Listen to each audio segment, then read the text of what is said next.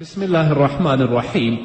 الحمد لله رب العالمين حمد الشاكرين، والصلاة والسلام على سيد الأنبياء والمرسلين سيدنا ونبينا وشفيعنا ومولانا محمد وعلى آله وأصحابه الطيبين الطاهرين. قدرمنو اوریدونکو د ژوند د لارې د خپرونې مینوالو، السلام علیکم ورحمة الله وبرکاته. ستاسو روغتیا او خوشحالي د پاک رب نه غواړم، په دې هیله چې د صحت او عافیت جامې په تن ولرئ او خوشحالي مو په برخه وي. دا دی زه محمد یاسین فهیم د ژوند د لارې د خپرونې په وړاندې کولو کې ستاسو په خدمت کې یم، په دې هیله چې دا خپرونه ستاسو د پام وړ وګرځي. درنو اوریدونکو، زموږ د نننۍ خپرونې موضوع بیا هم د محمد رسول الله صلی الله علیه وسلم مبارک سیرت دی، خو په نننۍ خپرونه کې به د مکې مکرمې د فتحې باقي واقعات په لنډه توګه وڅیړو.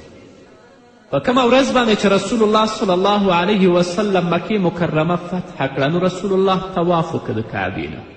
کله چې د طواف نه خلاص شو، د کعبې دربان چې هغه سره به د کعبې کلیګانې وې، عثمان بن طلحه یې راوغوښت. پیغمبر علیه الصلاة والسلام د هغه نه کلیګانې او کنجانې واخیستلې، کعبه یې خلاصه کړه، رسول الله کعبې ته داخل شو. مخکې د دې نه چې پیغمبر علیه السلام مدینې منورې ته هجرت وکړي، یوه ورځ عثمان بن طلحه ته ویلې چې ته دا د کعبې کلي راکړه چې زه کعبې ته داخل شم. هغه رسول الله ته سختې خبرې وکړې، رسول الله یې ورټه، خو رسول الله صبر وکړ او زغم یې وکړ، هیڅ یې ونه ویلې، صرف دومره ویلې چې عثمانه، کیدای شي چې دا کنجي او دا کلیګانې به یوه ورځ زما په لاس کې وینې او چې چاته مې خوښه شي هغه ته به یې ورکوم. عثمان بن طلحه ویلې چې هغه ورځ به قریش ذلیل او هلاک وي. رسول الله ویلې نه، بلکه آباد او عزتمند به وي. نو په دې ورځ چې رسول الله صلی الله علیه وسلم د مکې د فتحې په ورځ د عثمان بن طلحه نه دا کلیانې واخیستلې، نو عثمان بن طلحه ته د هغه خبره وریاده شوه چې رسول الله ته یې کړې وه او رسول الله کومه خبره ورته کړې وه، دواړه وریادې شوه. کله چې پیغمبر علیه الصلاة والسلام د کعبې څخه رابیرون شو، حضرت علی ابن ابي طالب رضی الله تعالی عنه ورپاڅېده. کنجانې او کلیانې د رسول الله په لاس کې وې. رسول الله صلی الله علیه وسلم حضرت علی کرم الله وجهه ته وفرمیل چې ته حجابه او سقایه راته راجمع کړه. حجابه یعنی هغه کسان چې هغوی د کعبې کلیګانې ساتلې، سقایه او هغه کسان چې هغوی حاجیانو ته اوبه ورکولې، دا راته راجمع کړه. بیا رسول الله صلی الله علیه وسلم وفرمیل عثمان بن طلحه چیرته دی؟ عثمان بن طلحه د محمد رسول الله صلی الله علیه وسلم حضور ته راغی. رسول الله صلی الله علیه وسلم ورته وفرمیل عثمانه، واخله دا کلیانې، نن ورځ د نیکي او د وفاداري ورځ ده، د انتقام ورځ نه ده. واخله، تل لپاره به د میراثي په ډول باندې دا کلیانې له تا سره وي، د ظالم پرته به یې درڅخه بل څوک نه اخلي. پیغمبر علیه الصلاة والسلام د کعبې دروازه خلاصه کړه. رسول الله صلی الله علیه وسلم د کعبې دواړه دروازې نیولې وې چې د قریشو څخه جماعت ډک شو. ټول په صفونو کې د دروازې لاندې په دې انتظار ولاړ ول چې دوی سره به څه کیږي. رسول الله صلی الله علیه وسلم په لوړ آواز وویل لا اله الا الله وحده لا شریک له صدق وعده ونصر عبده وهزم الاحزاب وحده الله كل مأسره ومال او دم فهو تحت قدم هاتين الا صدانة البيت وسقاية الحاج. رسول الله صلی الله علیه وسلم آواز وکړ، نشته دی د عبادت لایق مګر یوازې یو الله، هیڅ شریک نه لري. خپله وعده یې رښتینې کړه، د خپل بنده مرسته یې وکړه، ډلو ته یوازې شکست ورکه. خبردار، رسول الله وایي د جاهلیت د زمانې هره د افتخار خبره، کار، مال او وینه زما د پښو لاندې شو، باطل او بې اعتباره شوه. د جاهلیت د کارونو څخه یوازې صدانة البیت یعنی د بیت الله خدمت او سقایة الحاج یعنی د حاجیانو ته اوبه ورکول به په خپل حال باقي وي. نو هر څه زموږ تر پښو لاندې شول. بیا محمد رسول الله صلی الله علیه وسلم وفرمیل ای قریشو، الله تعالی تاسې څخه د جاهلیت تکبر او د ستاسې د پلرونو بې ځایه تعظیم لرې که. ټول خلک د آدم اولاد دي او آدم د خاورې څخه پیدا کړی شوی دی. بیا رسول الله صلی الله علیه وسلم د سورة حجرات دا آیت ولست: یا ایها الناس انا خلقناکم من ذکر و انثی وجعلناکم شعوبا وقبائل لتعارفوا ان اکرمکم عند الله اتقاکم ان الله علیم خبیر. ای خلکو، الله فرمایي چې موږ تاسې د یو سړي او د یوې ښځې څخه پیدا کړي یاست او تاسو نو قومونه او قبیلې جوړې کړئ د دې لپاره چې په خپلو منځونو کې تاسو پیژنګلو وکړئ. په تاسې کې د الله رب العزت په نزد ډیر عزتمن هغه دی چې د الله څخه ډیر ویرودونکی وي. بېشکه الله رب العزت عالم او خبردار دی.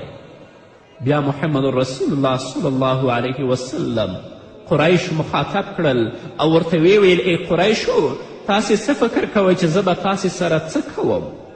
هغوی ټولو په یو آواز وویل: ته به زموږ سره نیکي کوې، ته زموږ مهربان ورور او د مهربان ورور زوی. رسول الله صلی الله علیه وسلم قریشو ته وفرمایل: نن تاسې ته هغه څه وایم چې یوسف خپلو ورونو ته ویلي ول. نن په تاسې هیڅ ګرفت نشته، زی تاسې آزاد یاست. د یوسف علیه السلام ورونو حضرت یوسف علیه السلام سره زیاتی وکړه، خو حضرت یوسف علیه السلام په ځواب کې ورته ویلې چې لا تسریب علیکم الیوم، نن په تاسې باندې هیڅ گرفت نشته. رسول الله هم دغه خبره د خپل قوم ته وکړه. اگر که قوم او قریش محمد رسول الله صلی الله علیه وسلم سره ډیر زیاتی کړی و. بیا د دې نه وروسته محمد رسول الله صلی الله علیه وسلم حضرت بلال ته امر وکړه چې د کعبې د پاسه پورته شي او آذان وکړي. په مکه کې د آذان انګازې وي او د قریشو سردارانو او مشرانو اوریدل چې د الله کلمه پورته کیږي، هغه د توحید کلمه چې هغوی محمد رسول الله صلی الله علیه وسلم سره په هغې باندې دښمني کوله. خو نن ورځې د توحید انګازې اورېدلې چې د کعبې د سر نه د بلال په ژبه باندې د الله اکبر، د الله اکبر او د اشهد ان لا اله الا الله او د اشهد ان محمد رسول الله نارې پورته کیږي. بیا د دې نه وروسته محمد رسول الله صلی الله علیه وسلم د ام هانی کور ته ولاړ. هلته یې غسل وکړه او د فتحې په مناسبت یې 8 رکاته د شکرانې لمونځ ادا کړه. کله چې مکې مکرمه فتحه شوه، د بني مخزوم د قبیلې یوې ښځې چې فاطمه نومېدله هغې غلا وکړه. نو د بني مخزوم د قبیلې سپین ږیري راغلل اسامه بن زید ته. رسول الله صلی الله علیه وسلم د اسامه بن زید ډیر زیات لحاظ کوه. نو دا سپین ږیري راغلل اسامه بن زید ته چې رسول الله صلی الله علیه وسلم ته ورشي او سفارش وکړي تر څو چې فاطمه د حد جاري کولو نه خلاصه شي، یعنې په هغې باندې حد جاري نشي، لاس یې پرې نشي. کله چې اسامه بن زید په دې اړه رسول الله صلی الله علیه وسلم سره خبرې وکړي، د محمد رسول الله صلی الله علیه وسلم مبارک مخ بدل شو او وی ویل: آیا د الله د حدودو په اړه سفارش کوي؟ اسامه د خبرې په معنا پوه شه، وی ویل: ای د الله رسوله، ما ته بخښنه وغواړه. ماښام محمد رسول الله صلی الله علیه وسلم د خلکو په منځ کې پورته شه او داسې خطبه یې وفرمایه. اول یې د الله حمد او ثنا بیان کړه، بیا یې ویل له تاسې څخه مخکیني خلک له دې وجې نه هلاک شوي دي چې شریف سړي به غلا وکړه هغه به یې پرېښوده او ضعیف سړي به چې کله غلا وکړه په هغه باندې به حدود جاري کړل. قسم په هغه ذات چې د محمد روح د هغه په قبضه کې دی، که د محمد لور فاطمه هم غلا وکړي لاس به یې پرې کړم. بیا د محمد رسول الله صلی الله علیه وسلم په حکم د هغې لاس پرې کړی شو او هغې ته توبه وکړه. د دې نه وروسته خلک راټولېدل او محمد رسول الله صلی الله علیه وسلم سره به په اسلام باندې بیعت کوه. کله چې سړي فارغ شول ښځې راغلې، محمد رسول الله د هغو نه هم بیعت واخیست. د هغو په منځ کې د ابو سفیان ښځه هند بنت عتبه هم وه چې د محمد رسول الله صلی الله علیه وسلم د تره حضرت حمزه سره د ظلم له امله یې مخ پټ کړی و او هغې هڅه کوله چې محمد رسول الله ونه پیژني. لکن رسول الله صلی الله علیه وسلم د باجرأته خبرو له انداز څخه وپیژندله، مسلمانه شوه او د رسول الله صلی الله علیه وسلم سره بیعت وکړ. کله چې الله رب العزت خپل نبي ته په مکه کې فتح نصیب کړه او مکه خو د محمد رسول الله صلی الله علیه وسلم وطن او د پیدایښت ځای و، انصارو په خپل منځ کې دا خبره زمزمه کوله چې اوس الله رب العزت رسول الله ته د مکې فتح نصیب کړه، هغه به دلته پاتې شي او بیرته به زموږ سره مدینې ته ولاړ نشي.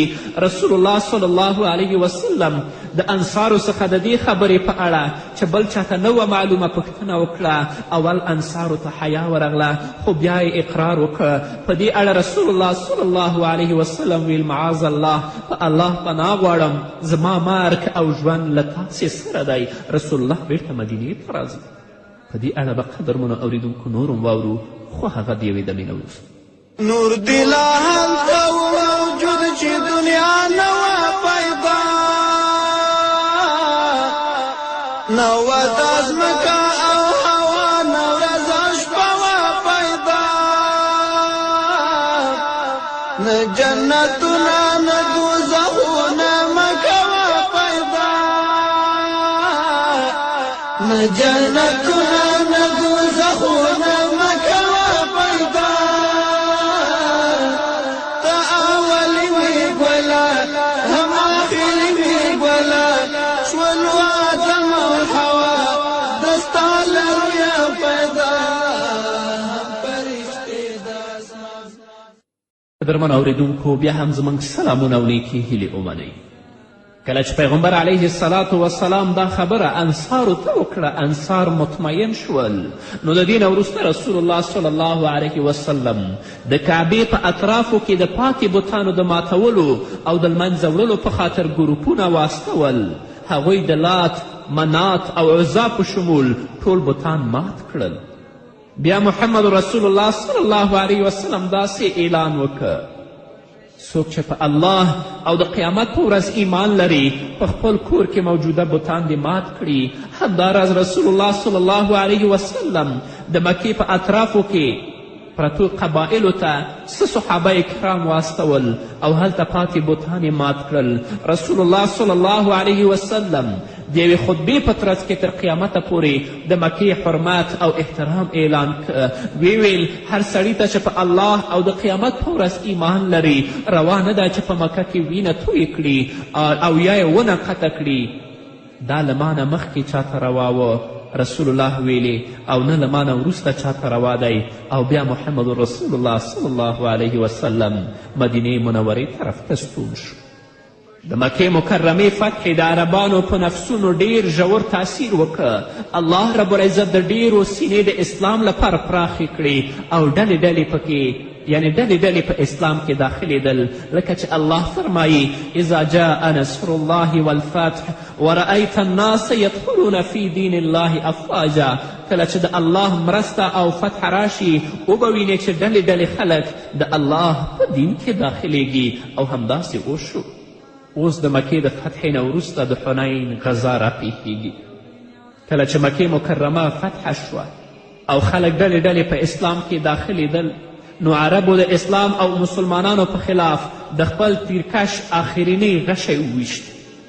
د مکې په اطرافو کې هوازن د قریشو وروسته بل لوی قوت و، لویه قبیله و هوازن، او د هغوی او د قریشو ترمنځ تنافس او مقابله وه.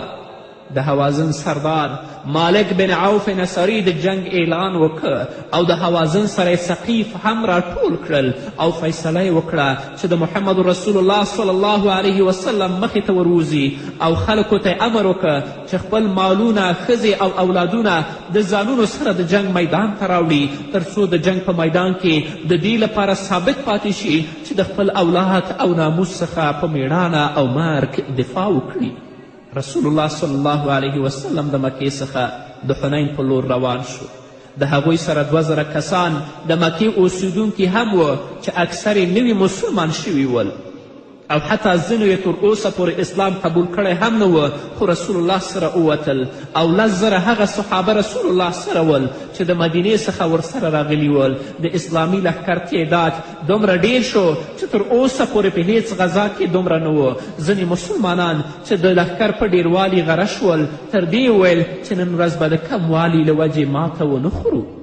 د هجرت په 8م کال د شوال په 10مه مسلمانانو د حنین درې په لورې حرکت وکړ او د سهار په تیاره کې درې ته ورننوتل. حوازن له هغوی نه مخکې درې ته رسیدلي ول او هلته یې کمین نیولی و. رسول الله صلی الله علیه وسلم او د هغوی یارانو ته یې کمین نیولی و. نو د مسلمانانو په رسیدلو سره یې پر هغوی د غشو باران جوړ کړه او تورې یې پرې راوښکلې او ټولو پرې یو وار حمله وکړه. د حوازن قبیلې خلک ډېر ویشتونکي خلک ول. عام مسلمانان پرته له دې چې یو بل ته وګوري د مکې په لور په ځغاسته وتښتېدل. ډېرې حساسې شیبې وې. نږدې و چې په مسلمانانو داسې میچن وګرځي چې بیا هیڅ د ودرېدو توان پاتې نشي. بلکل د احد د ورځې ورته حالت و. کله چې په خلکو کې دا اوازه خپره شوه، لکه د احد په ورځ دا اوازه خپره شوه چې محمد رسول الله شهید کړی شوی او مسلمانان ورځنې خواره شول، همدا ورځ د حنین په ورځ هم راغله چې مسلمانانو په شاته ځغاسته وکړه او وتښتېدل.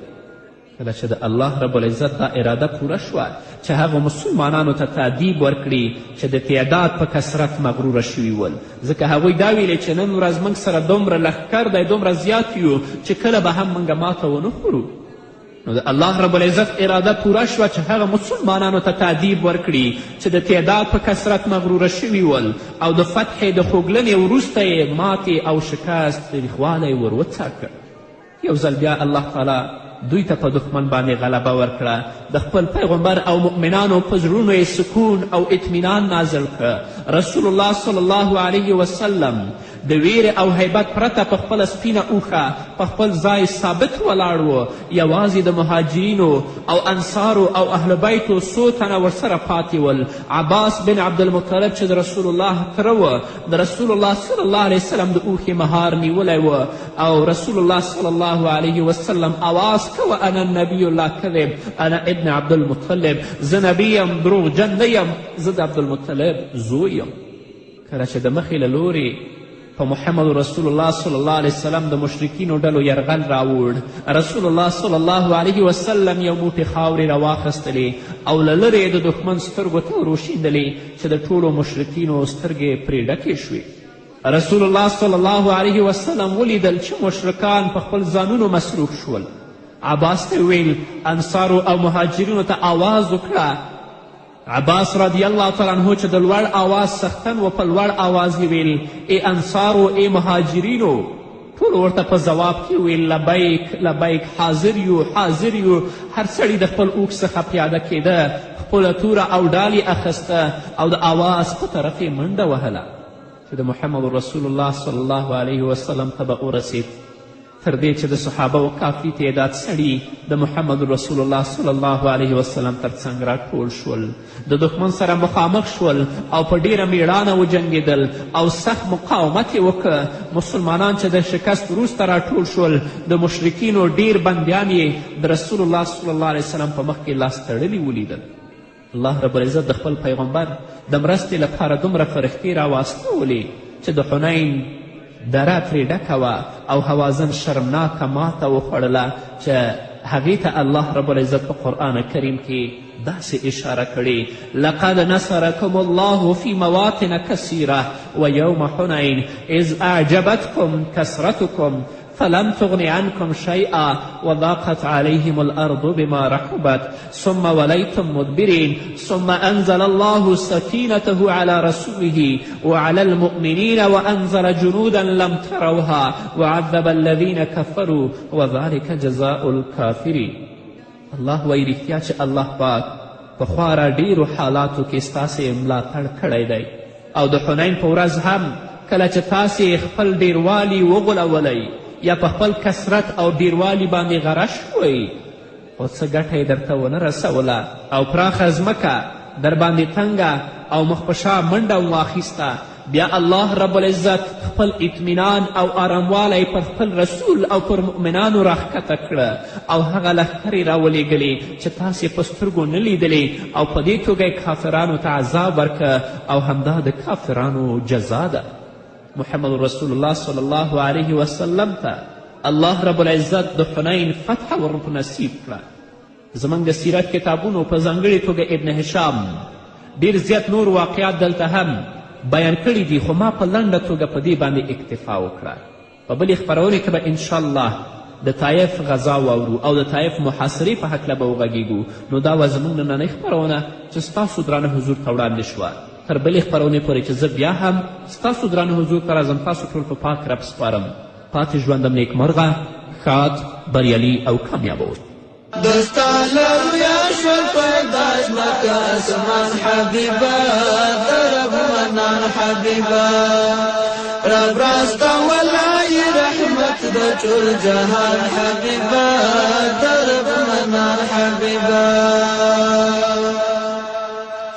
تی حسین لحسینانو د جهان رسولا سجدی فی حسن زاد حسن ساکنان رسولا ستال کلان خجالت دی خبرویان رسولا ستال کلان خجالت دی خبرویان رسولا مثل هم سر نلاری لزان بر نلاری باتی ظاہر کلے لہر چاڑیر کلے